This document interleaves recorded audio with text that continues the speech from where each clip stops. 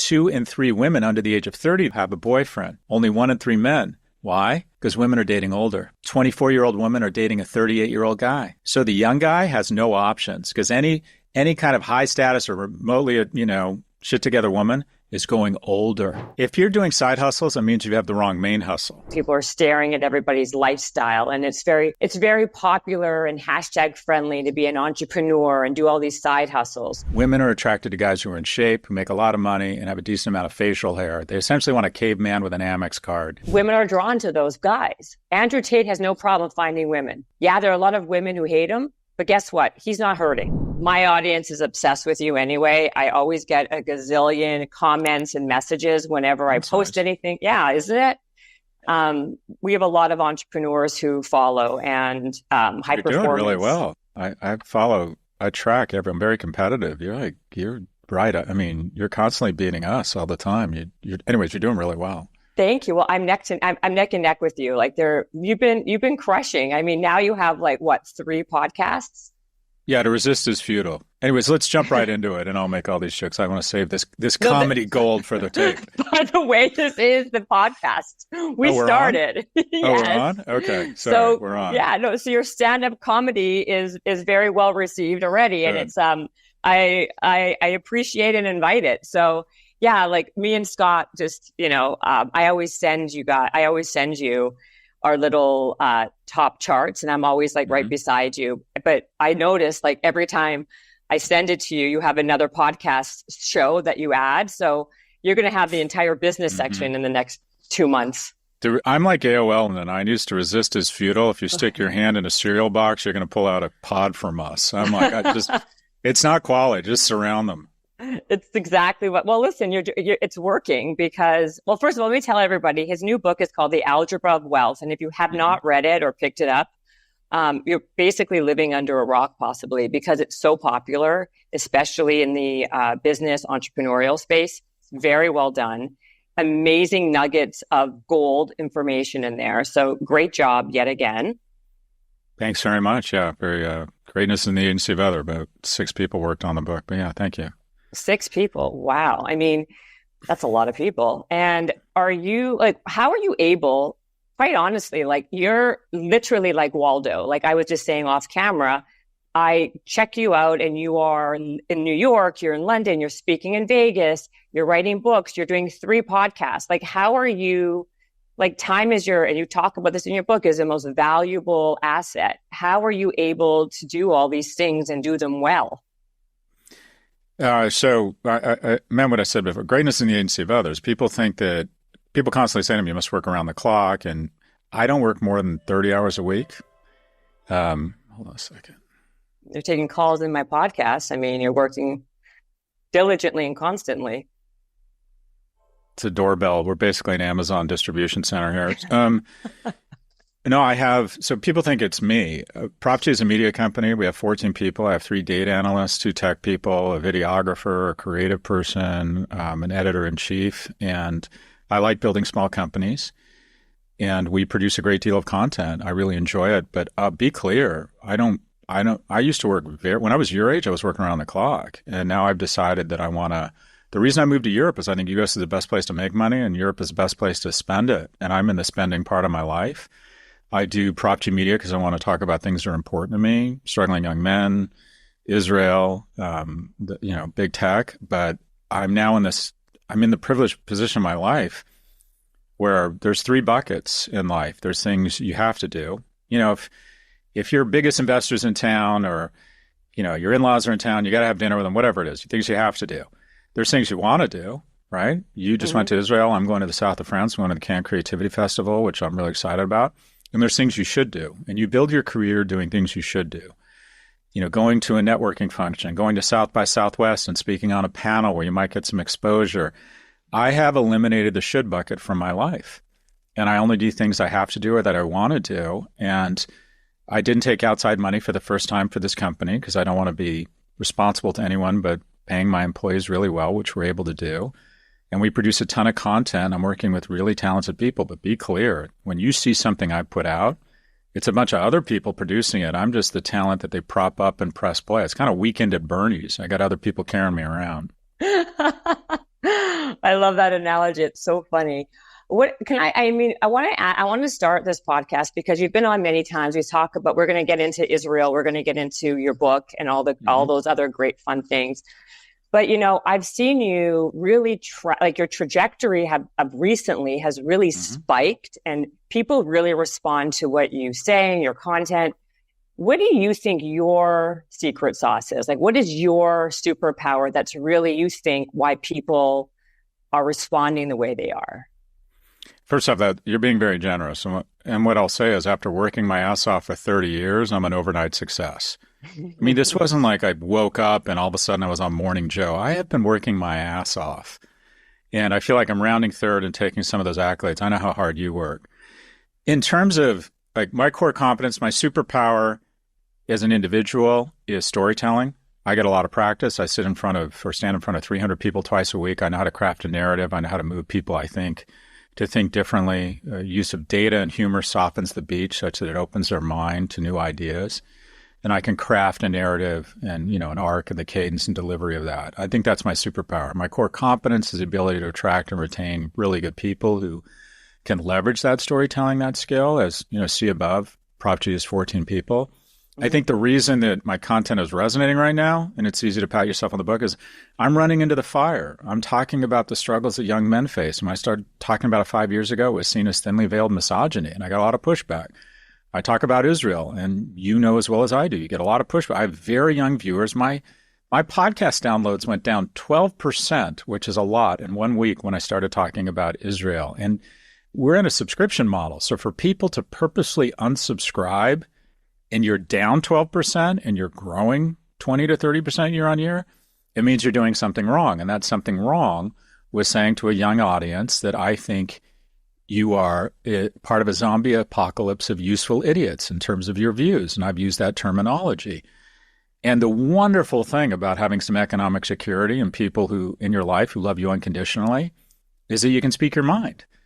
So I'd like to think that over the medium and the long term, you pay some short-term dues, but the difference between an opinion and a principle is you're willing to sacrifice for a principle.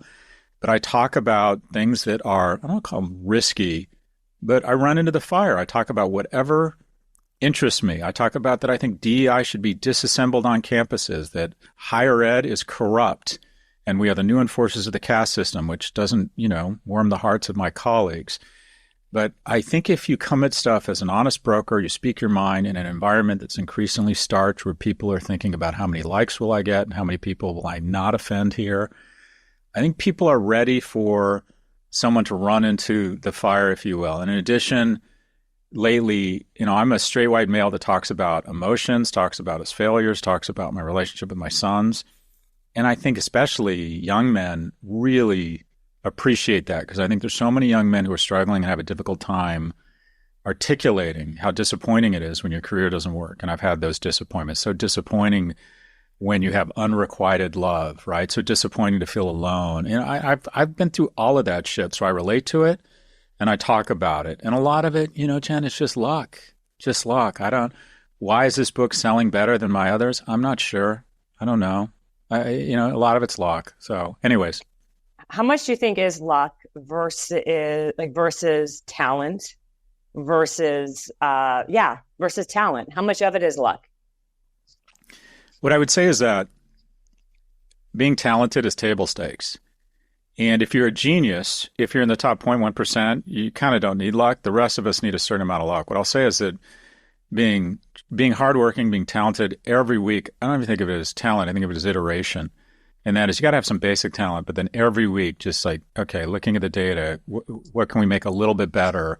How can we make this dialogue a little tighter? How can the music be a little bit better? What can we learn? Constant iteration. The first podcast I did had 1,700 downloads, We'll do, every one of them now gets 200 to 350,000 downloads, but it's never been a giant step change up. Luck is enormous because my narrative up until the age of 40 was, check me out. I was raised by a single immigrant mother that lived and died a secretary. I overcame all of this and to become a baller, like I am man, hear me roar. And then as you get older, you become more thoughtful. And I realized being born a white heterosexual male in California in the 60s, meant I had access to free education, UCLA and Berkeley, $7,000 total tuition all 7 years. I had access. It was a 76% admissions rate when I applied. I had to apply twice, true story. It's now a 9% admissions rate. I came of age when the internet was coming, or professional age when the internet was coming on board. So a guy with a good rap and a shaved head could raise hundreds of millions of dollars, which I did. I've had some wonderful women in my life. My kids are, I mean, fucking A. I'm not humble, Jen. I think I'm in the top 1%. The top 1% puts you in a room with the population of Germany. My life is better than the 75 million most talented people in the world, but I made this incredibly smart decision, and that was to be born in California in the 60s. So, yeah, 51% is hard work, 49%, I don't know if luck is 49 or 51%, but I know it's a huge, I tell this story, and it's emotionally manipulative. My freshman roommate at UCLA, so similar to me. And I'm not saying this. I think he was more talented than me. He was creative. He was in the film school, super engaging, super funny. Everybody loves him. Immediately right out of college, incredibly successful. Head of television at Disney, youngest head of television at Disney, dead of AIDS at 33, because God reached into his soul and decided he would be gay. I didn't choose to be straight. So luck's played an enormous role. And the thing that upsets me the most about some of the tech bros that I cover and talk a lot about is they conflate luck with talent. They're under the impression that all of their billions are a function of their talent. And they don't even pull out a map and go, well, how come all of us are littered along the west coast of North America and not above Seattle and Canada, where there's no companies creating billions, or south of La Jolla? We're all in this one region, but it didn't dawn on us that we're incredibly fortunate that we either had the ability to immigrate here or our parents decided to take risks and be here. So I have no delusions. The reason I am here with you right now is because, one, I'm talented, but mostly through the generosity and vision of California taxpayers and the vision of the Regency of the University of California that gave me an unbelievable education for almost no money, and the fact that my parents made the decision to move to America and that I was born here. So, yeah, I think a lot of it is luck. I mean, luck can get you. So I think luck is a big part, but you also talk a lot about a few things, and it resonates with me anyway. Like you say, habits obviously really play a major integral role in how successful you become, right? Habits, exercise, number one, right? There's a definite correlation. I mean, how often are you exercising, by the way? Every day? No. So I'm inspired. I follow you and I feel weak. I've worked out 4 times. I've worked out 4 times a week for 40 years. That's my fitness secret. I don't have any crazy methods or diet. I eat whatever I want. I drink whatever I want. I've worked out 4 times a week for 40 years. And I've been 6'2", 187 pounds. I've toggled between 186 and 188. So I'm the same weight no matter what I do. I have kind of body dysmorphia. I always feel too skinny and I have to lift to keep weight on. It's hard for me to do cardio, but working out for me has been my antidepressant. I struggle with anger and depression, and the only thing that sort of keeps me level is resistance training and pretty serious cardio. It's when I can't work out because I'm on the road or I get lazy, I start getting angry at myself. I start blaming others. I start doing this shitty, weird role playing where I imagine confrontations or arguments with other people that don't exist. And I have to be like, what the fuck is going on with me right now? And I realize, I'm eating shitty food because I'm on the road. I'm not around my boys. I'm not around my dogs.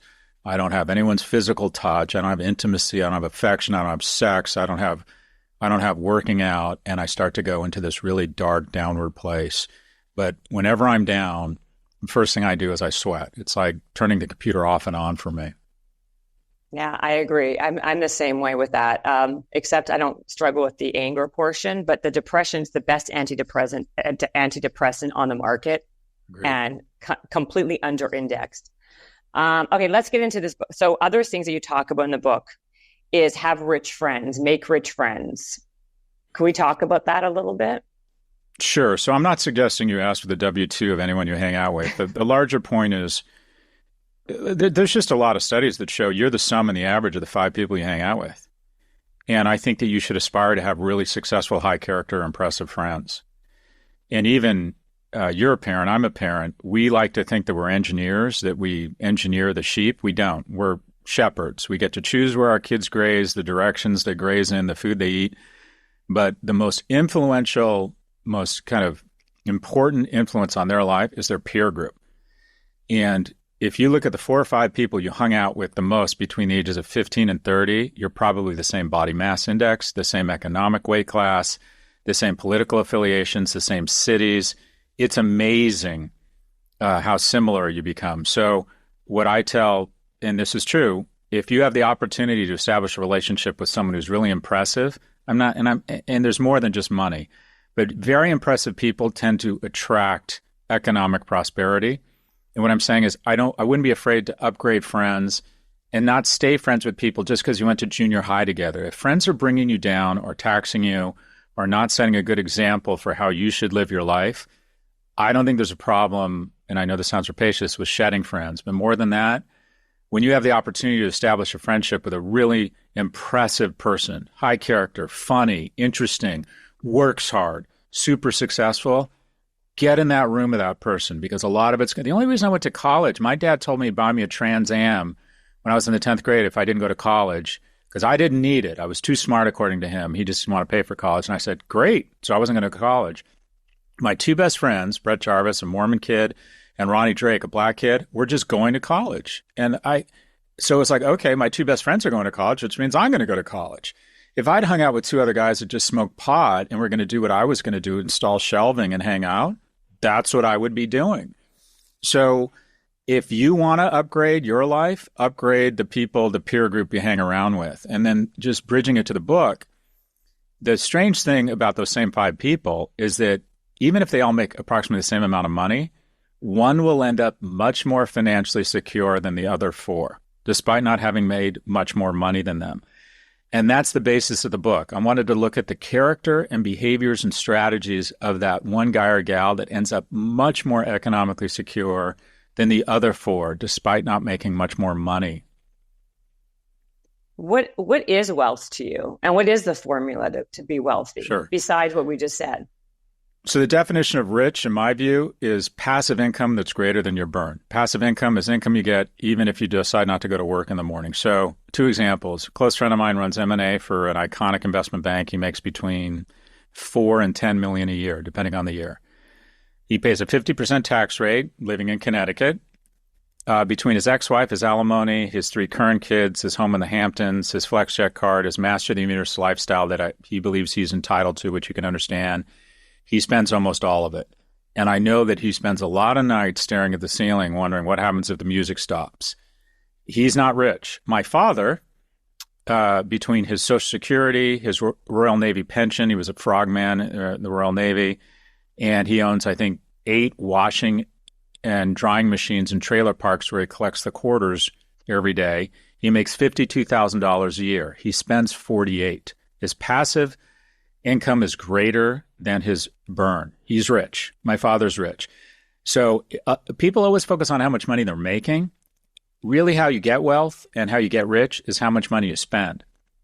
And so you want to put yourself on a path over time such that you can spend less than you spend less than you make, so you can deploy an army of capital that works for you in the night, compound interest, and hopefully by the time you're my age, your passive income is greater than your burn, and then you are rich. Now, part of that is deciding how much you need. You might decide, I'm going to do a lifestyle arbitrage and move to Costa Rica, so me and my wife only need 80 grand a year to live a really nice life, 35 grand in Social Security. We'll make 10 or 15 grand doing some sort of work, so we need 30 grand in passive income. Times that by 15 to 25, okay, we need $500,000 to $1 million in savings. That's intimidating. Mm-hmm. But if you got 12 or 15 years to figure that out, because my book is mostly written for young people, but for people who are a little bit older, you know what your burn's going to be. Think about it. Needing another $500,000 over 15 years, it sounds intimidating. It sounds like $100,000 a year. It's not. It's $30,000 or $40,000 a year that you need to not touch and let grow. So rich is passive income greater than your burn. The formula: focus, find something you're good at that other people will pay you for. go into an industry that has a 90+% employment rate. Don't go into sports, modeling, acting, the arts, unless from a very early age you are getting bright green signals that you're in the top 1%. Focus on something you're good at that has a 90+% employment rate. 2, stoicism. Realize no one's thinking about your shit as much as you are. Try to have some discipline around not being the guy that orders a bottle of Grey Goose late at night trying to impress potential mates. Realize that you only need so many pairs of ergonomically impossible shoes. Try and develop a savings muscle. Try and control the things you can. Some things in your career you cannot control. You can control your spending. Try and just, even in your 20s, I'm not suggesting you live like a miser, enjoy yourself, go to Coachella, but try and save $100 a month, maybe 500, maybe you're starting to make money. Because once you have that savings muscle, once you know how to flex it, when you come into your 30s and hopefully start making some money from that focus and your talent, you'll be good at saving money, or you'll at least know how. Some people go through their entire lives, they never learn how to save money. It's like trying to play golf for them all of a sudden. And if they've never done it, they just don't know how to do it. And then appreciate the power of time. My favorite example is I spoke to a private school, the board of a private school in Manhattan. I wanted to send my kids to this Tony school called Grace Church or First Presbyterian, mostly because I'm a narcissist and I wanted to tell people my kids went to First Presbyterian. It's $62,000 a year. And I said to the board, why do parents choose to send their kids here? Well, it's a great spiritual environment. I'm like, okay, come on. Well, there's studies that show if you send them to the nearest school, the public school, the time in the commute is better spent on sleeping, playing. They'll be just as good. Why do people really come here? Like, well, the bottom line is much better chance of getting into an elite school. Okay, why do we care if they go to an elite school? Well, elite schools set you up for economic opportunities and the chance to do something you love and have economic security, find a family, raise a family, buy a home. I'm like, okay. It's bottom line is most of it, let's be honest, is economic security, which is really important in a capitalist society. If you took that $62,000 a year from the age of 4 to 18, and every year you just put it in SPY, a Vanguard index fund that is just passively investing in the S&P 500, and you paid Vanguard that tuition every year and sent your kids to a public school, I want you to assume you were wrong. And those kids get into a shitty college, and then with their shitty college degree, they get a mediocre job. They can't afford a home. They can't find the right mate. And at 35, they're alone and can't afford a home. Well, that's the bad news. The good news is if you paid yourself that tuition, you can give that kid $5.4 million to ease their pain.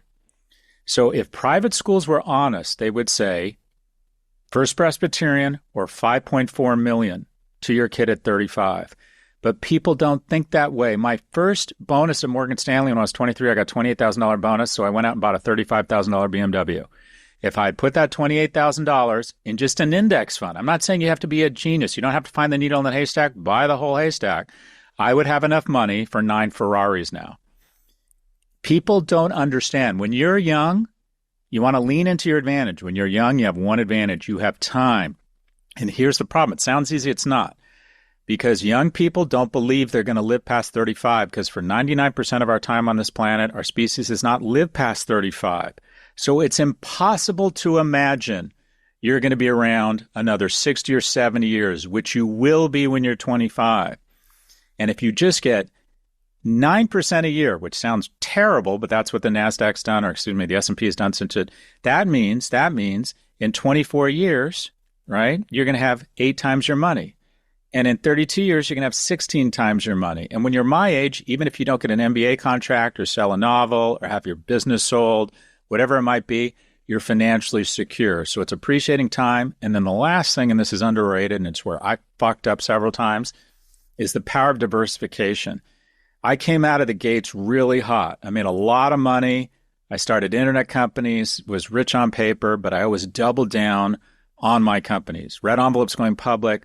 How much do I have in stock? Well, Scott, you have 20 million in stock. I'm going to borrow 5 million against my stock and buy more stock, because anything I throw myself at, I'm such a baller, it's going to be huge. And I read these stories about Steve Ballmer borrowing more money and putting it into Microsoft, in it to win it. My board loves it, shows commitment. 2008 comes along, great financial recession. The market is bigger than any individual. My company goes from $7 a share to Chapter 11 in about 3 weeks. And I go from being worth millions or tens of millions to negative 3 million. And unfortunately, it was about the same time my oldest son had the poor judgment to come marching out on my girlfriend. And that moment in the delivery room where my kid comes out and I'm supposed to hear angels singing and bright angelic light, and I feel so nauseous and so ashamed that I let my son down because despite having made all this money, I am broke. And it's no longer about me. It's about taking care of him. And the feeling of, that the first thing I felt with my son was that I had failed him. And if I just diversified a little bit, if I just sold some stock and put it in some boring shit, if I just sold some stock and put it in bonds and different stocks and some index funds, I would have been fine. And now that I have money again and I got wealthy and sold my company hit my number about 7, 8 years ago, I do not put more than 3% of my net worth in any one thing. And if you'd asked me what investment I was most excited about, I would have said this AI-based healthcare company where they send text messages for preventive healthcare. I invested 3% of my net worth because I was really excited about it. It went out of business last week. It's a zero. It bums me out for about an hour because I have Kevlar, and that's what diversification is. It's a bullet to the chest, but I got Kevlar. Takes me off my feet. I get up. I have a little bit of a bruise, but I am fine. Whereas when bullets hit me when I was a younger man and I wasn't diversified, I was out. They were almost near-death experiences. So hope you're wrong. Hope that one company goes to the moon, but diversify. Because what Kahneman said, the behavioral economist that died a couple months ago, is the joy of going from 10 million to a billion won't be nearly as great as the misery of going from 10 to 0. So you don't need to go from 10 million to a billion. Go from 10 to 20 to 30 slowly and just be really happy. So anyways, focus times stoicism times the appreciation for time and diversification. So in sum, I know how to get you rich. That's the good news. The bad news, Jen, is the answer is slowly. I love that answer. And then, what's interesting is everybody now, I think also because of Instagram, people are staring at everybody's lifestyle, and it's very popular and hashtag friendly to be an entrepreneur and do all these side hustles. But you actually talk about the fact that you're not such a fan of side hustles. Why is that? If you're using a side hustle to workshop something, if you're doing side hustles, it means you have the wrong main hustle. The way you get wealthy is with a main hustle that you're really good at, and you take all the time you would have spent on a side hustle and you double down on your main hustle. Because being in the top 10% of tax accountants, assuming, and by the way, I'm not saying this disparagingly. Some people love the law. Some people love taxes. Some people are good with clients. They're good with numbers. They love tax strategies. Being in the top 10% of tax accountants gets you $200,000 or $300,000 a year. Being in the top 1% gets you 2 to 3 million. The difference between, and I'll use a sports analogy, between the number 10 golfer is 3 million a year versus the number 2 or 3 golfer, we're literally talking 0.2 strokes, is 30 to 50 million a year. You need that incremental energy doubling down, going 110% in your main gig. Otherwise, use side gigs to workshop a different main gig. But your goal is to find something where professionally, every waking professional hour, you're focused on one thing, and then the rest is for family and fitness. But spreading peanut butter across a bunch of different shit, I have never been successful at anything I didn't go 110% into. And when I hear people say they want to be an entrepreneur, but first they need to work for a while and they don't want to give up their job, and I'm like, you're not going to be an entrepreneur. I mean, and also the thing I really hate is balance. I survey my kids, and when I say my kids, my students, I ask them, where do you expect to be economically? And by the time you're 35, 70, 80% of them expect to be in the top 10%, and half of them expect to be in the top 1%, which I think is $700,000 a year of American households. And then I say, okay, what do you want in a job? Something rewarding, something I learn a lot. And the number one thing is I want balance. I'm like, let me get this. You expect to be in the top 1%, and you are under the delusion you're going to have balance. I have had periods in my life where I have good relationships. I'm fit. I'm donating time at the ASPCA. I'm taking care of my mental health. That is when I am losing money. And then there's been periods where I am making bank and my life feels like it is flying apart at the fucking seams. Like, and when I tell you, like, you can have it all, you just can't have it all at once. I have a lot of balance now because I had almost none in my 20s and 30s. Working this hard, my 20s and my 30s cost me my hair. It cost me my first marriage. And to be blunt, it was worth it because now I have a shit ton of time for my kids, for my own personal well-being. I do amazing things. I had a 5-year exhale where I no longer have any economic security. I can totally focus on my relationships and just having a great time. But if you think you're going to achieve any level of influence or economic security in a capitalist competitive economy without going all in, I mean, all fucking in, you are in for a rude awakening. Now, that's my way. It may not be the right way. If you want to work to live, not live to work, fine. As Lincoln said, God loved the common man. That's why he made so many of them.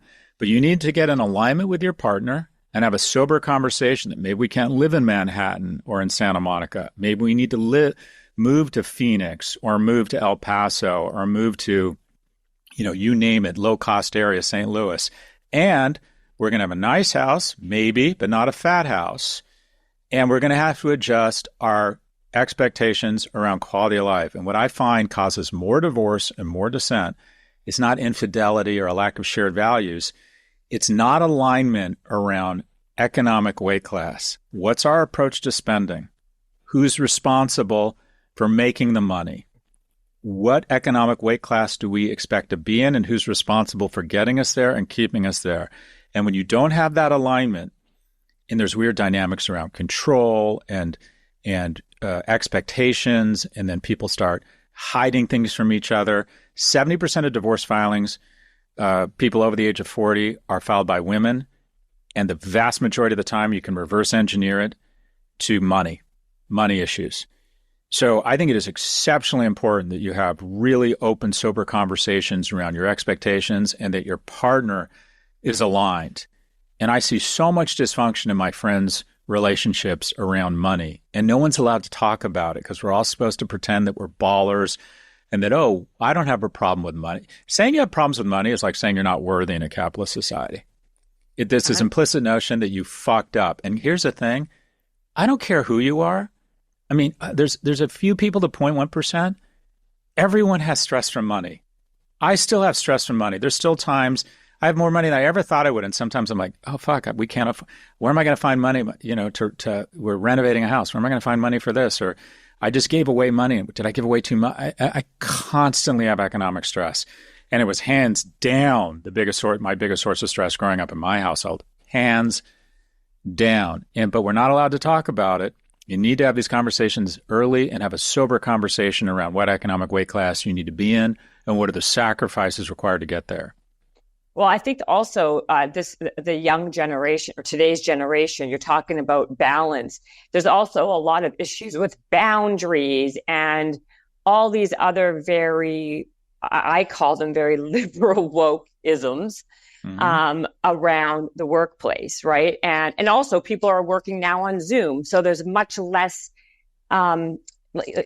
interpersonal relationships, and people are working. They don't want to work anymore, but yet they want to live the lifestyle. What do you tell people? I mean, you just actually told people, but I think there's a disconnect between what people think is out there and what they have to do. And I don't see the pendulum swinging the opposite direction. I think people are becoming inherently more lazy, much more of a coddle culture environment where everyone gets a participation trophy. Nobody really wants to that they're winners and losers. This is that to me is actually the epidemic that we're facing right now. Like I'm really concerned about the younger generation than anything. Yeah, I do. I think there's an entire generation of men. There's 3 million able-bodied men between the ages of 25 and 54 who not only aren't working, they're not looking for work. They've just given up on work. And in a full employment economy, it's just like they could get a job. They've just decided any job they could get. I was on the board of Panera, and this is a good thing. Through the pandemic, there was a labor shortage. You can pretty much start tomorrow at Panera for $18-20 an hour, and that's not huge money. But if you're good and reliable, we go to a job fair. We used to get 100 applicants. Now we get 10. and will hire 5, and 2 will show up. 3 are just no-shows. And if you work hard, you're a good person, you have some EQ, without a college degree now, you can probably be making, I don't know, 60, 80, 100 grand a year, just if you're hardworking and a good person. And some people, young people, unfortunately, I think a lot of them have been told you can have it all. And so they're like, and then 210 times a day, someone is vomiting their experience at the Amen Hotel or the new Ferrari they just bought. And they're under the impression that everyone has that but them, and they can get that without hard work.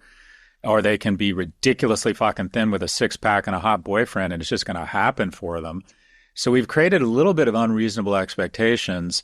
I'm more worried about young men. I think young women are, if you really think about statistically, young women are killing it. They're going to college in greater numbers. They're in urban centers. Women under the age of 30 are now making more money than men because they're graduating at 3-to-2 ratio from college. They're more mature. They show up for work on time. I mean, little things Yeah, but you know what's happening with that? They're single and alone. If you are a woman who is capable and competent and can do all those things on their own, on your own, they don't want a man, because the men out there there's very few. And the few that there are going to be wanted by every single girl. So then they're going to go, right? So exactly, it's like, what do you do? And that's basically what's happening. I know more single great girls than I've ever had in my life, and very few eligible great guys. Very few. And the guys I know who I'm friends with, they have the pick of the litter. They can go out with girls who are like literally more than half their age, and those girls are like vying for them and dying to go out with them. So we have, but both parties are to blame. Okay, young men, for a variety of reasons, some societal, some is on them, are economically and emotionally unviable. They're less mature. They literally mature. Their prefrontal cortex matures at a slower rate. They're not going to college. They've been told by the wealthiest, deepest pocketed companies in the world they can have a reasonable facsimile of life online with an algorithm. Why go out and make the effort to get friends when you can go on Discord or Reddit? Why get a job when you can make money trading crypto on Coinbase or stocks on Robinhood? Why go through the effort and the rejection and the humiliation and establishing the skills and getting your mom or your gay friend to dress you, working out, taking the risk, going to a place, putting up with the bullshit and the rejection of finding a romantic or a sexual partner when you just have you porn? And so you have an entire cohort of men who have sequestered from society. They don't get those skills. They go down a rabbit hole and they become almost sort of just non-viable mates. At the same time, because online dating is how people meet each other, women aren't interested in getting to a second date. What do I mean by that? You basically have height and wealth now are the key criteria for women. Humor, vibe, kindness, smell. None of these things come through online. So 50 men on Tinder, 50 women, and you highlighted some of this data. 46 of the women show all of their attention to just 4 men. And those 4 men can have a date every night. That doesn't encourage long-term, good, appropriate behavior, right? So you have all these women who all want the same guy. And if you talk to married couples who've been together 20 or 30 years, about 70, 80% of the time, they'll say one partner was much more interested than the other. And it's usually the woman was not interested. But I worked with him and he was kind, or I found out he's smart, or I met his parents and I loved the way he acted around his parents. I got to know him and there was something about him. I liked his hands and I started thinking about his hands holding my hand. Women have a much finer filter. And for a guy to get through that filter, he typically has to demonstrate excellence over time in a community where they're together in person. And so when you're online, there's basically only 2 criteria. For a guy, it's his ability to signal wealth by his credentialing around universities he went to, his current job. And for guys, it's basically, how does she look? Now, here's the thing about guys. Guys will find the majority of women, or a large portion of them, attractive. Oh, she has nice hair. I'd like to date her. Women are much more discerning. Women are like, oh, he went to Dartmouth, but I don't want an Ivy League guy. Oh, he's handsome. He went to a good school, but he's in the energy sector. That means he's polluting they will just literally swipe left, swipe left, swipe left. So my advice to men is simply put, get your shit together, get out, start making money. I don't care what it is. Get to the gym. I can find time in their phone on Coinbase, on Twitter, on porn. We're going to reinvest it in working out. We're going to reinvest it in making some money. And we're going to be in the agency of other people. I don't care what it is. Little, a softball league, church, a nonprofit. You have to get out of the house and be in the company of strangers and start demonstrating excellence to the same sex or the other sex. And what I tell women is, be open to a second coffee. Be open. I mean, if you really don't like the guy, fine. But if you think there might maybe something there, give him a second shot. Because I believe that essentially most women are under the impression that they can have that, what I'll call high status male, and having sex with him does not mean he's a potential viable relationship for you. And what you end up with is, I think, this inability or unwillingness to give men in the bottom 90 a second coffee. So everybody's going after the same guy. This guy has, like you said, champagne and cocaine in terms of his options, which does not promote something what I call Porsche polygamy. And by the way, that's the natural state of the world. The natural state of the world is a small number of men get to do all of the mating. That's how the world mostly is operated. In the U.S., we invented a middle class. 7 million men came home from war. They were in uniform. They were in shape. They had demonstrated excellence. We put money in their pockets. They were viable mates. That's what kicked off the baby boom. What we have now is an entire cohort of economically and emotionally unviable men. Women, it's not that they can't find a man. They can't find a man they want to date. That's right. What's happened is that 2 in 3 women under the age of 30, though, have a boyfriend. Only 1 in 3 men. Why? Because women are dating older. 24-year-old women are dating a 38-year-old guy. So the young guy has no options, because any kind of high status or remotely, shit together woman is going older. The problem is there's not as much household formation. People aren't having babies. 60% of people aged 30 to 34 in 1980 had at least one child. Now it's 27%. People aren't meeting. They're not falling in love. They're not having sex. 1 out of 3 men under the age of 30 hasn't had sex in the last year. Young people aren't having sex. And I say jokingly, but I'm sort of serious. My advice to young people is to go out, drink more, and make a series of bad decisions that might pay off. But if you have this incredibly fine filter, even politics, do you remember when we used to date when we were younger? Did you even know the politics of the person you were dating? No, nothing. I didn't care. We didn't talk about politics. I'm like, no. Does she seem fun? Would I want to have sex with her? Like, is she interesting? And then, okay, does she have nice friends? And that was it. I had no idea. And now everyone's like, well, if they're not red or blue, I'm out. I'm out. There's no way I could put up with this person. So we've created all these reasons for people to mark each other off of their dating list. I'm like, you got to be a little bit more open, and we need more third spaces. We need people to spend more time together so they can. We've all met that person. You saw pictures of them online. There's absolutely no reason you'd be attracted to them. And you see the way they move. You see the way they laugh. You see their vibe, and you just like want to be around them. You kind of slowly but surely fall in like, and then maybe fall in lust, and then maybe fall in love. And we're not giving young people enough environments to do that, and we're also not creating enough economically viable men, because the truth is, if we're going to have an honest conversation around mating, women made it socioeconomically horizontally and up, men horizontally and down. And when the pool of horizontal and up among men keeps shrinking because women are doing better, which, by the way, is a great thing. We should do nothing to do that. But the reality is, I don't care how many subscriptions to The Atlantic you have or how much you read the New York Times, women want a man. And their view of a man is that he makes as much or more money than me.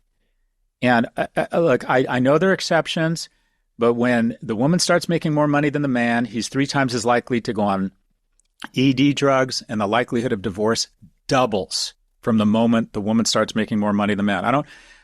Women still look at men in terms of a provider and protector.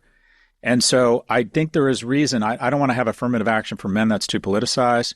But I do think we need to massively level up young people such that more young women and young men are more viable economically. Because I don't care how charming, how nice, how hard you work.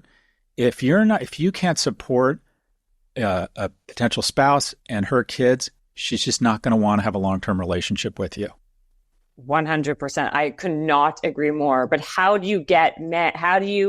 This is all great this is the truth, but how do you get people to actually implement and execute on that and leave their house and get off of social media and get off of the dating apps and go and do what you just said, which is go to a club, go to a restaurant in real time, get drunk, meet people, and do what I used to do, when I was young, right? Like, I feel like that was like what we needed to do. Now everything is just like, people don't even want friends. They're so isolated from even socialization. People don't even know how to socialize anymore. It's really like, you can go, I mean, even I bet when you go to dinner to a restaurant, just anywhere, you look around, the people sitting with each other, they're on their phones. They're not even communicating with each other or talking to each other.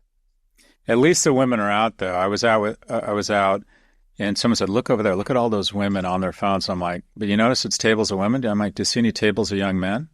The young men are all home. I mean, at least the women are out. Women have much stronger social networks. They take care of themselves. They're in better shape. They're professionally killing it. Globally, you've never seen a group ascend as fast as women. Over the last 40 years, the number of women elected to parliament has doubled. There are now more women globally seeking tertiary education than men. And when you look at some nations discourage or don't let women go pursue higher ed, that's remarkable. There's never been a cohort in America that's fallen further faster than young men. Men are now 4 times as likely to kill themselves. It used to be 3 to 1. Now it's 4 to 1. They are dropping out of the workforce. They're 3 times as likely to be addicted, 12 times as likely to be incarcerated. We talk about an opioid addiction problem. It's a male opioid addiction problem. 72% of ODs are men. We have a homeless problem. Well, yeah, but we really have a male homeless problem. 3 in 4 homeless are men. And so what do we have? Young men are really struggling. And here's the hard part. We can fix it, but we have there are programs to address a lot of these, but we don't have any empathy for them. They're paying the price of my privilege and my father's privilege. They assume that they have the same advantages I did, and they don't. They're not getting into colleges. Women, quite frankly, are not that open. Their sexual and romantic marketplace has been shut off for them. Corporations have figured out that women are more mature and more likely to go to an elite college, so they don't have the same economic opportunities. The bias is neutral to negative towards them. The education system really discriminates against men. You're twice as likely to be suspended on a behavioral adjusted basis if you're a male, 5 times as likely if you're a black male.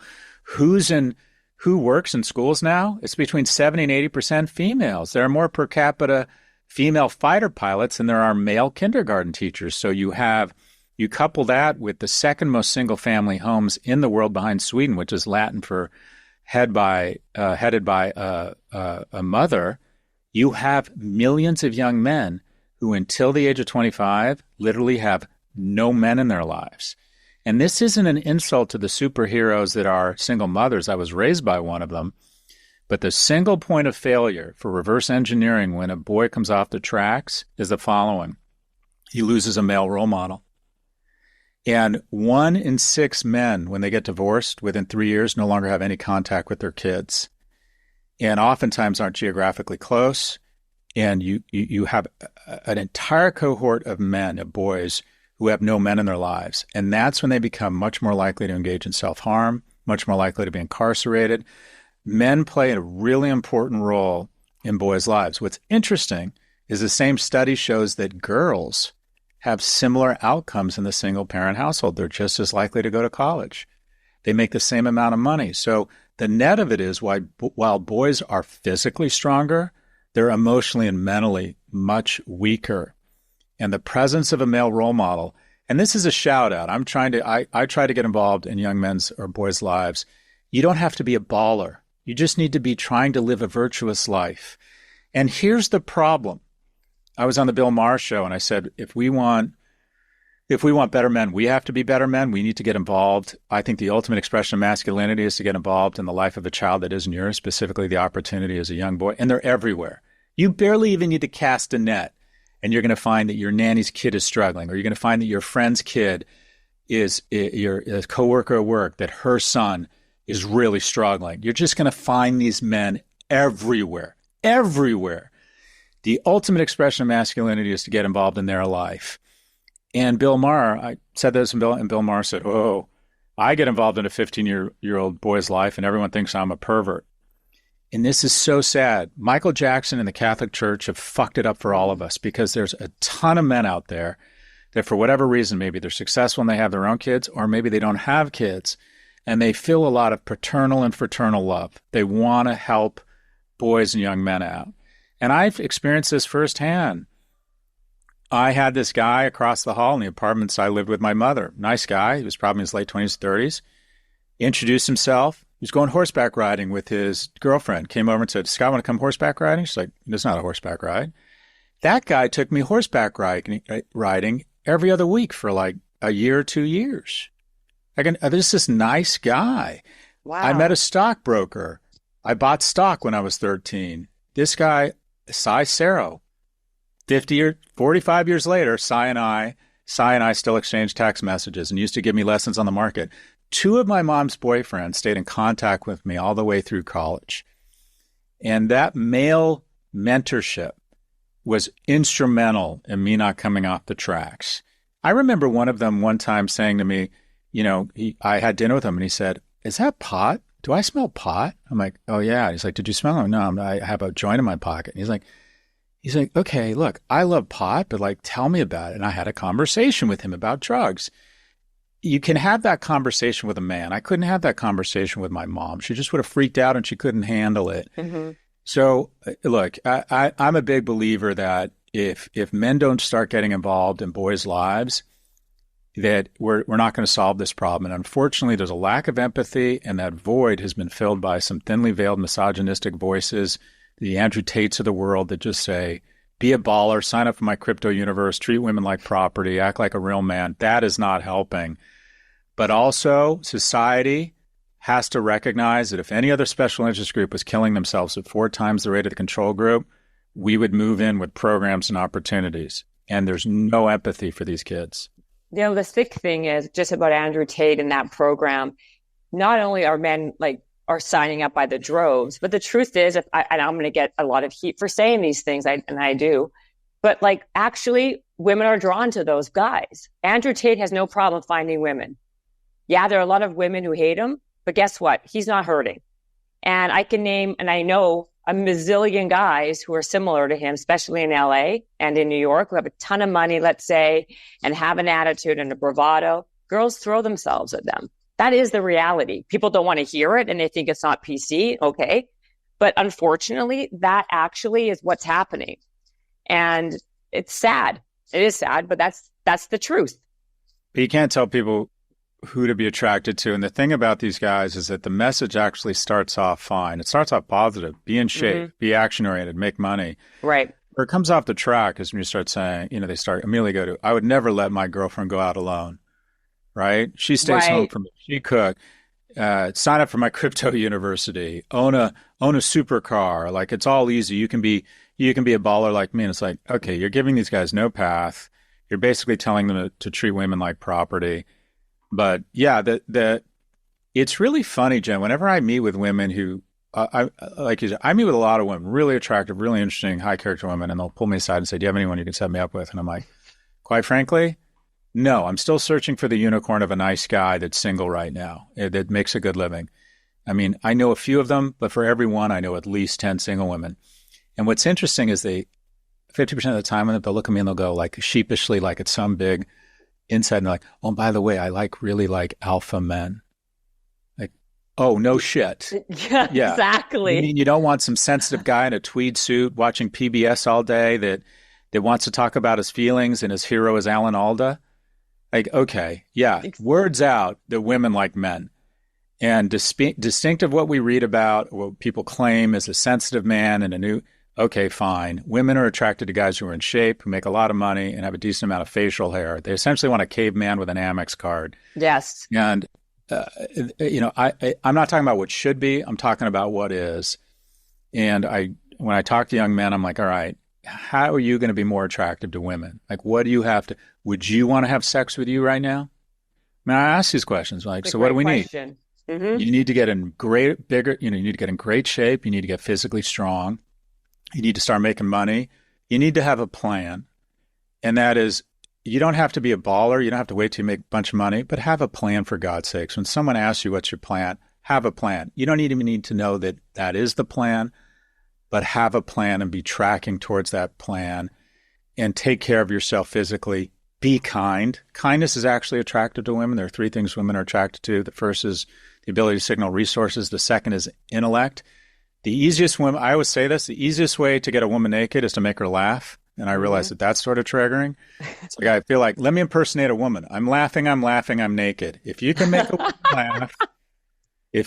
a woman laugh, you can hold her hand and more. And then the third thing is kindness. And that is, don't be afraid to be a nice guy.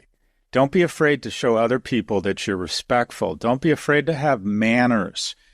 That is attractive to women. They know if they start thinking about you long term, they start thinking, is this a kind of guy that is going to treat me and my children well? Anyways, I think about this stuff a lot. I'm thinking about writing a book called The Algebra of Mating, because I think there is a narrative around there around how people actually should find each other. And then I think there's what's going on. But the net of it all right now is an epidemic of loneliness. 1 out of 7 men don't have a single friend. 1 in 4 men can't name a best friend.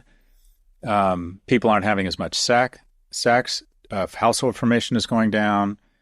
Fewer and fewer people are having children. If it wasn't for immigration, we'd be in population decline. But I think this is sad, because when I think about the things that have really been rewarding for me, I'm known for as a business guy and talking about, but the most rewarding things in my life have been raising kids with someone that I care a great deal about. And the money has been a means to that, full stop. It lets me focus on that.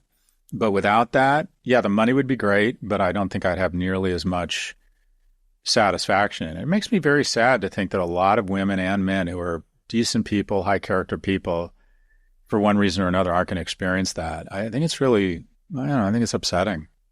I know it is. It's actually very upsetting. And I think I don't see how it does get, you should write the book. Actually, I think that would be a great book, because offline or whenever I talk about it, it is like it's a conversation topic that goes on a lot. And I think a lot of people are struggling with it. Not only the young generation, but even an older, in their mid 40s who are struggling. Like you said, for every eligible attractive guy, there's not 10 girls, 50 or 100. And unfortunately, I don't still with technology and AI, all the things, I don't really see it getting better unless people make a concerted effort to change and reframe how they think and do things. But that's that. I mean, I want to talk about now, we're going to switch gears. We're going to go pivot all the way here to, I would be remiss. I got to talk about Israel. I got to talk about Gaza and the war. You're one of my favorites to be talking to about this. And I want to ask you something, and I've been thinking about this a lot, about the algorithm, TikTok especially, 90% or I think 98% of the algorithm is geared towards Palestine, not Israel. How much of this, the Semitism, the vitriol hate, I think towards Israel is because of the algorithm is pushing certain content? What would you say to that? Well, okay, so we have a division of the Army called PSYOPs, and their job is Radio Free Europe, Radio America. Their job is to leverage our assets, our channels, and spread information that is pro-America. That's called propaganda. The greatest propaganda tool in history is controlled and influenced by the CCP. It's called TikTok. The frame through which people under the age of 25 see the world is this platform that's controlled or influenced by the CCP. 51% of kids under the age of 25 say they're either check several times a day or are constantly on TikTok. And if you look at the data, for every 1 pro-Israel video served on TikTok, 52 pro-Palestine videos are served. You think, well, Scott, that's just young people or talented creators. You're being paranoid. And the algorithm picks up on it and exponentially serves more videos. There's nothing sinister. Well, okay. The control group would be Reels, which is the closest thing to TikTok. It's nowhere near that ratio. It's much more indicative of actually how young people feel. Actually, the latest survey I saw is that 55% of young people are actually pro-Israel and 45% are pro-Palestine. The impression we have because of this, what I call zombie apocalypse of useful idiots on campus, is that it's 90-10. It's not. They're more vocal, that the media loves to talk about what's going on at Columbia. They don't want to talk about an Israeli girl who was just elected president there. I've been at NYU. 99% of the kids are just going to class and trying to graduate. But there's definitely something going on. And on the part of the CCP, I don't even think it's anti-Semitism. I think it's their desire to polarize us and divide us. They can't beat us economically. They can't beat us militarily. So divide us. If people our age all were pro-Hamas and young people were pro-Israel, I think they'd be serving pro-Israel content. I don't think it's inherently anti-Semitic. It's just anti-American. They just want to polarize us. Now, there's a lot of things adding up to what ultimately becomes what I would call anti-Israel. I don't like to use the word anti-Semitic because I think that it's hard to accuse people of hating Jews. I think people will constantly say there's a difference between being anti-Israel and anti-Semitic, and I get it. What I'll call it is a level of double standards that is just striking that they don't even recognize. I had an argument with my co-host on Pivot literally an hour and a half ago. I had said my win for the week, we do wins and fails, was the dramatic and heroic rescue of these 4 hostages. And I said, okay, Israel's, the Gaza Health Ministry is reporting 225 deaths, which means it was somewhere between 0 and 225. These numbers are never accurate. And she got very upset and said, people died here. I mean, okay, the point I am making is that if you see a number from the Gaza Health Ministry, why on earth would the media keep citing these numbers when they know they're wrong and know they will inflate the number of children killed and people under the age of 18? If any other group was citing inaccurate data this consistently, they would no longer cite that data. And the reason Israel doesn't produce numbers is because they take the numbers seriously and they realize they can't determine the number of people killed for months at a time. The differences here, in my view, are just so striking, and I'm remiss to call them anti-Semitic. What I would call them is anti-Israel, that everybody, you get shouted down. I mean, people are really upset with me. I am not in favor of a truce. And that is, okay, it's 1944. We have turned back Hitler. Post D-Day, we are bombing Dresden and Hamburg. It is fucking horrific what we are doing to these people. We are killing women and children, right? We killed 45,000 people in Hamburg. 5 of them were civilians. We killed 100,000 people in one night in the firebombing of Tokyo. If they'd asked for a truce and we were winning the war and they held our hostages, would we have said, okay, let's give the Imperial Army and the Third Reich a chance to regroup? When have we decided, after being savagely attacked, that we're going to hold up and give them a chance to regroup? Now, some people would say, Scott, you're never going to do it. You can't kill Hamas. It's an idea. And I'm like, bullshit. We killed communism. We killed fascism. I mean, this sounds savage. They have invited war, and Israel has accepted their invitation. If the UAE and Qatar and the U.S. and Israel come to a solution that involves a truce and can guarantee the security of Israel, I'm all for it. Nobody wants to see this killing continue. Palestine now has the largest concentration of child amputees in the world. It is horrific. If we can figure out something that guarantees Israel's safety, security, I'm all for it. Until then, my attitude is we wage war. And I say we generously. And people say, you're comparing Hamas to Nazis? And I'm like, that's unfair to Nazis. The Nazis didn't use civilians as camouflage or ammunition. They used to send their kids into the country. The Nazi guards had psychological trauma from working in the camps. The Hamas combatants and fighters are leaving voicemails for their parents, shouting in glee. So I have what I'd call a pretty, I mean, I hate to use this term, but a pretty ugly view of this. And that is, I don't understand, every nation that's attacked this viciously is allowed to fight back to one condition: unconditional surrender, lay down your arms. All eyes on Rafah, all eyes on the hostages. I just don't. The way the Western media frames this conflict is so perverted and queered. If a Mexican cartel that was super religious had been elected to run Mexico, and they said, you know what? These white evangelicals in Texas have been savages to us. Do you see what they do to our youth? Young kids looking for a better life. They put them in cages. All of these things are true. They shoot at people just looking for a better life. They round them up on horseback. So we're going to build tunnels and we're going to incur into Texas on a per capita basis. Israel has 10 million. We have 350 million. We're going to slaughter the entire community of the University of Texas, Austin, 35,000 people. And on the way back, we're going to take the freshman class of SMU hostage and put them under Mexico City in tunnels. What would we do to Mexico? What would we do? It would be the great radiated Sonora parking lot. And when the whole world in the UN or the ICC was saying, save the hospital in Playa del Carmen, do you think we would give a flying fuck? Do you think we would be worried about collateral damage? And if you look at this war, when the real numbers start to bubble up, the humanity or the targeting or whatever you want to call this of this war, according to John Spencer, who runs the Urban Warfare Institute at West Point, the ratio of civilians killed to combatants is lower here than it was in Germany, was in Japan, was in Mosul, has been in almost any war anyone can compare it to. The Israelis are prosecuting this war more quote-unquote humanely than any other Western democracy has prosecuted a war. I hope there's a ceasefire that all parties are comfortable with.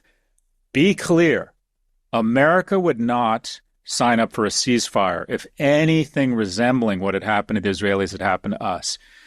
It is, and also, Jen, you've spoken out. I'm sick of seeing you, Deborah Messing, and Jessica Seinfeld. I am really disappointed that more Jews aren't speaking out.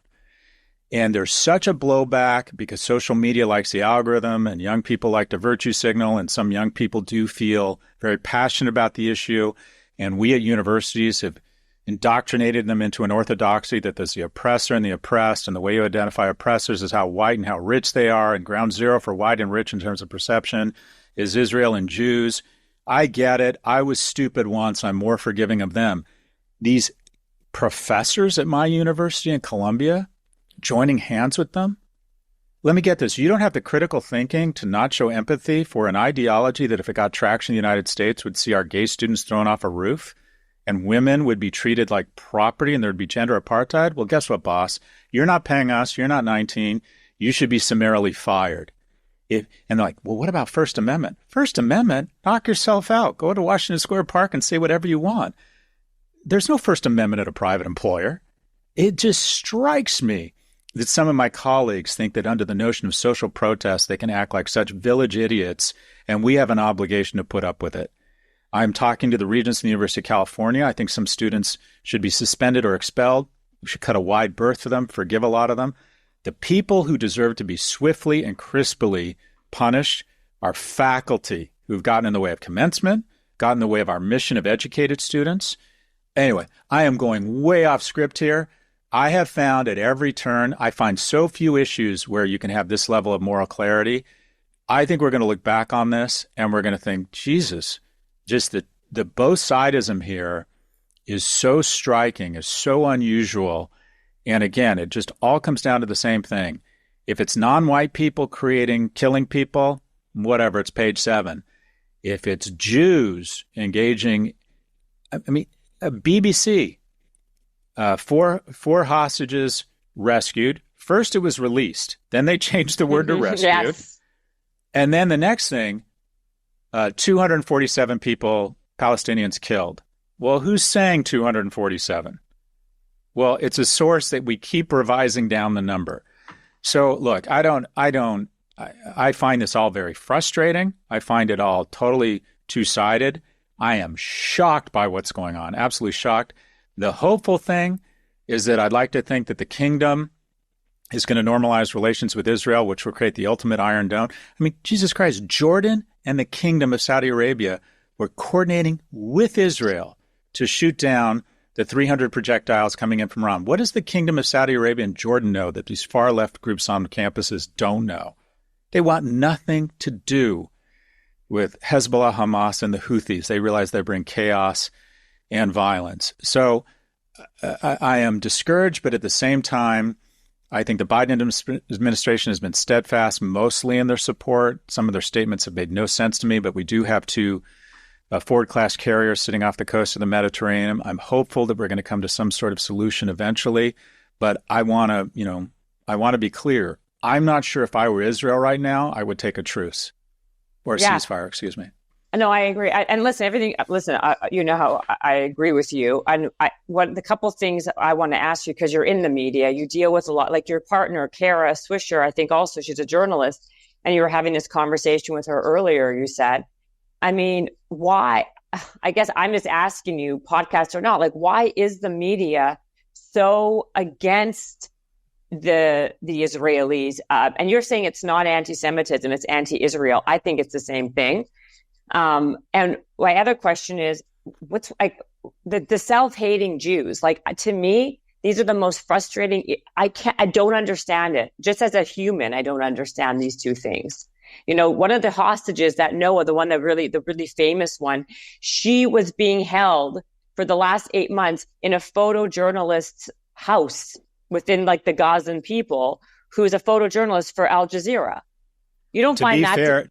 To be fair, he was only credited on one article, but yeah, people have sympathy for these people. It's pretty dangerous work to house hostages. I mean, sympathy for these people. They came out and pillaged after the Hamas massacre. You know that, right? Agreed. Yeah, we're of like minds on this. Look, I think a lot of people in the media, look, this is the first war being prosecuted on TikTok. War is horrific. America decided to have a media blackout. People think that those 400,000 people who died in Iraq and Afghanistan just kind of floated away. Yes. They didn't. War is horrific, and we're seeing that up front, and maybe that'll be a good thing, that over time we're more measured around war. When you incur the way you did into a nation like this, let me go back. I do think you can be anti-Israel without being anti-Semitic. I do think that Netanyahu... And there's a lot of people who are anti-Israel in Israel right now in terms of 30% support of Netanyahu. I want to move to solutions, normalize relations with the Kingdom of Saudi Arabia, some sort of multilateral force that guarantees Israeli security.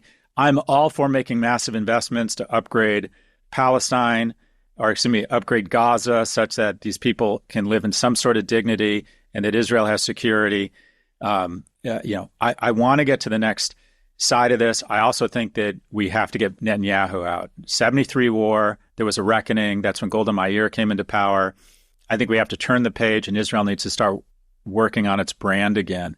The hostage rescue is great for the brand. Them fighting back, I actually think long-term is good for their brand. Mm-hmm. But until we get Netanyahu out, who in my view, and I'm not telling Israel what to do because they're a sovereign nation, they get to pick their own leaders. But the reality is he has struck a deal with the extremists in Israel, and they have been, in my view, given way more oxygen and legitimacy to some very bigoted members of the Knesset. And we used to be the David. Now we're seen as the Goliath. We've got to go back to being the David. So it is a complicated, ugly situation. But the way the Western media frames it all is just incredibly strange to me. I don't fully understand it. Even my podcast co-host, she'll correct me on stuff. I find she's very exacting around this issue when it comes to data. And I think it comes from a good place. I think she wants to be empathetic, realizing the horrors of war. But this has taken me from center left. I won't say center right because the right's just so batshit crazy. I can't get over how the far left is behaving here. I just can't get over it. I just don't get it. And I think it's a lot of academics' fault. I think we've trained a younger generation to believe that you're either an oppressor or an oppressor. And somehow we've conflated white, rich people with oppressors, and that is shorthand for Jews in Israel. So anyways, a huge word salad. I'm hopeful that we can get to the other side of this sooner rather than later. I believe that actually because of this, Donald Trump is going to win, even though he is convicted. He'll win. He might. By a landslide. Because I think this just gave him the election personally. For all these people that I've spoken to who absolutely hated him with the vengeance are actually now swung the other way. This is what I would do. I'm in brand and communications. If I were the Republican Party, I would just show footage of what's happened on campuses. I mean, like, this is what happens when liberal orthodoxy and democratic values take over our institutions. And I would show all of these, the worst moments at campuses. And unfortunately, the media has blown it up. There's been 2,300 arrests. Somewhere between 40 and 60% weren't even students. So it's been totally blown out of proportion. But there have been some horrific moments that moderates will look at and go, wow, the Democrats have really lost their shit here. Or I would just show what it's like in downtown LA, Portland, and Seattle, or San Francisco, these very democratic cities. I think you're right. I think Israel, what's happened in terms of the reaction in the U.S. is going to hugely favor Republicans. I mean, I'm questioning if Republicans had been the Republicans from the 80s and 90s, I'd be a Republican right now. Mm-hmm. I'm fine with John McCain. I'm fine with Mitt Romney. They've gone so batshit crazy, I can't be anywhere near them. But the folks on the Democratic side, the squad showing sympathy for terrorists for no other reason than just, as far as I can see, just bigotry. I think you might be right. I hate to admit it. I'm going to canvass for Biden. I'm going to give money. I'm going to do everything I can. But this is going to hurt us big time. Massively. Is Kara your partner? Is she Jewish or no? No, Kara's not Jewish. She's her wife. Her wife is Jewish, and by the way, I think her views are very empathetic. I think she wants to be balanced. I think she wants to make sure that we have our data correct. But I find the media, even the way the White House saved the hospital. We need to save our empathy for Rafa. I'm like, okay. The only things here are save the hostages. There needs to be unconditional surrender of Hamas. I don't. Right. That's the only thing I would repeat over and over. Right. So then why would you even canvass for Biden? Is it because it's like you don't have any other options right now? Like, what about RFK? What do you think of him? He's an anti-vaxxer. There's no way. I mean, death, disease, and disability for children. Is that what you want? He wanted to come on my podcast, and I wouldn't bring him on because I don't want to platform those views. And it's too bad because I think he's very good on Israel. I think he's very good on the environment. But I also want to be clear on Biden. Within hours of the attack, Biden deployed the SS carrier strike force forward, thousands of Marines. And I think he's basically said to Hezbollah and Iran, don't fuck with Israel. I do think that on the big picture stuff, America has gotten it right. And I think the Biden administration does deserve credit. Let me put it this way. What world leader has been more supportive of Israel than Biden? You mean right now? Probably none. But I mean... Okay. But then why do you think that the right and Donald Trump will win then if you think that people think that way? I think most people, if you would ask them who are pro-Israel, would think that Biden is kind of a joke. That's fair. Look, elections are a function of perception, not reality. But the reality is that Biden did immediately deploy enormous firepower, has coordinated. By the way, American intelligence was involved in the rescue of those hostages. When the rubber meets the road in terms of our security apparatus, our resources, our firepower, our brave men and women in uniform who he has put in harm's way sitting off the coast in the Mediterranean, it's true. Nobody else in the world has come to Israel's aid like that. And he's under huge pressure from the far left. But I don't think he gets the credit he deserves. And the reason I'm not voting for Trump, there's the whole rape thing, which kind of puts me off of him. But I think he's an idiot. I don't think he has the respect of the global community. And I think him trying to do anything geopolitically is a short term. It's like a cat chasing a red dot. I don't think anyone takes him seriously. I don't think he can get anything done. So perfect is not on the menu here. I would love to see someone else at the convention nominated. But if it's Biden, on life support, as long as he's got his team around him, I'm going to work very hard to try and ensure that he's reelected. This is stupidity, criminality, lack of empathy. Don't work as president. And how about Kamala Harris? If something happens to Joe Biden, who may be on life support pretty soon, who knows? She takes over, and she hasn't really been that supportive, let's say, of Israel. And she's married to a Jewish guy, by the way. Mm-hmm. Look, this is a classic example of someone being promoted out of her strength. I thought she was I thought she was really strong as a senator, attorney general. As a vice president, she just hasn't worked. She just hasn't resonated with the public. Things around bodily autonomy, Black Lives Matter, this rape trial. I mean, she's an attorney general. She could have spoken to Trump's legal woes, and the reality is her voice just hasn't resonated. So there's just no getting around it. Vice President Harris has been a disappointment, and I thought she was a great senator. She has an incredibly impressive record.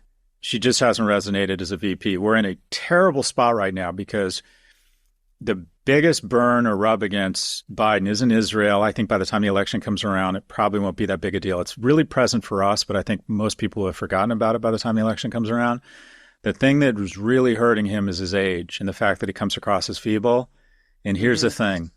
Biology always wins. The best we can hope for is that it doesn't get worse.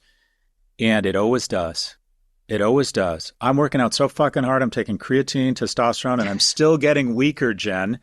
Biology always wins. It's true. It always wins. It does. I'll send you some stuff, actually. Stay on. But bring it. You're right, by the way. Biology, you can't fight biology. And also, by the way, Donald Trump is no spring chicken either. How old is he? 76, 75? But people don't... 77. 70. Okay, and how old is Biden? They're not that far off in age. Yeah, but I mean, the reality is I try to call balls and strikes.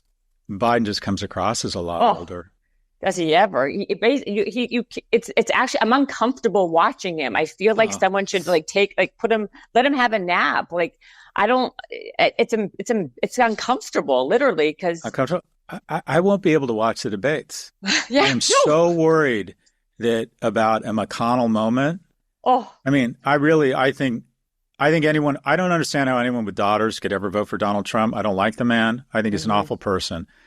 I think Biden is a really good man. I think he's actually been a good president. I think he surrounds himself with good people. Greatness is in the agency of others. I like the CHIPS Act, the Infrastructure Act. I think he's actually, on the whole, been good on Israel. I think he has good instincts. I think he's a good man. If he had picked Whitmer, Newsom, Pritzker as his VP and had said last year, folks, I have served. It's time for me to spend time with my grandkids, and I'm endorsing my VP candidate, whoever it is. I think he would have gone down in history as one of the greatest presidents ever. Instead, he might put the worst president in history back in office, and it's the same narcissism that plagued Ruth Bader Ginsburg. We have lost bodily autonomy for women because of her narcissism. It's the reason we have too many Republican judges sitting because of Senator Feinstein's narcissism. It is a disease. It was time for him to move on. I wouldn't be surprised if there's a move if something happens, to nominate someone else at the convention. We'll see, but we are in interesting times, and it feels pretty good actually right now to live in London. Yeah. I don't know anything about the politics and don't want to know anything. I don't blame you, but I've taken up so much of your time, and I always enjoy talking to you. Thank you. Thanks, Jen. No, I really appreciate your time. You're always so thoughtful in your conversation, and I always learn something. So let me tell everyone again, you guys, the book The Algebra of Wealth. It really is it's a great book. You know what also I love about it? It's like a coffee table book. You can put it down, pick it right back up, and always get something out of it. Like, it's not something you have to read all in one. And it's a great book to always, I think, I to go back to and check out for some, to kind of get a reminder of something. And I really like it. So people pick it up. Where else can people see you and find you now besides your 97 podcast? The Pivot, it's called, one's Pivot, one's Prop G. What's the new one called? It's Prop G Markets. It's all Oh, it's property all the markets. same, Jen. I'm everywhere. You Just are. there's no place to hide. There's no place to There hide. is. And I'm going to send you a bunch of stuff. I got to give you some True Niagen. Have you taken that before? Send it. I'll take anything. Okay. Well, I'll shoot up. I'll take anything. I'm the guy okay. who's like, oh, I don't care what it is. Okay, good. You're going to text me your address, and then I'm going to send you a boatload of stuff. I'm going to send you protein shakes by Slate. I'm going to send you just a Magic Mind. You're going to be all longevity up. You'll live till I can't 150. wait. You won't recognize me the next time you see me. That's right. As long as I look like Brad Pitt, just send me that protein shake, whatever that is. You want that concoction? I want that look. Okay, good. I'll get it for you. Thank you. Thanks, Jen. Congrats on your success. Oh my gosh, you too. Thank you.